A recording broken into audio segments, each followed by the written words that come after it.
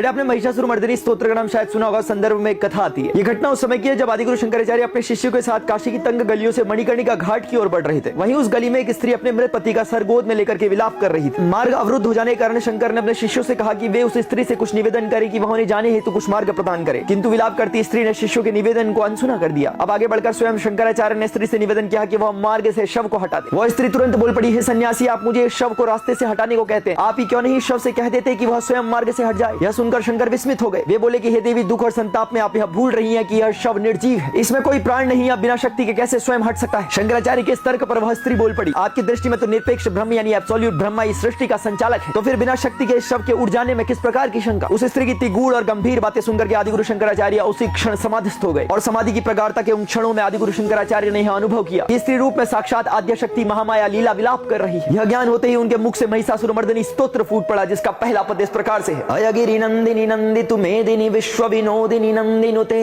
गिरिवर विंध्य शिरोधिनी वासिनी विष्णु विलासिनी जिष्णुनुते भगवती हेशिति कंठ कुटुंबिनी भूरि कृते जय जय हे महिषासुरमर्दिनी रम्य कपर्दिनी शैलसुते जय जय हे महिषासुरमर्दिनी रम्य कपर्दिनी शैलसुते रम्य कपर्दिनी शैलसुते।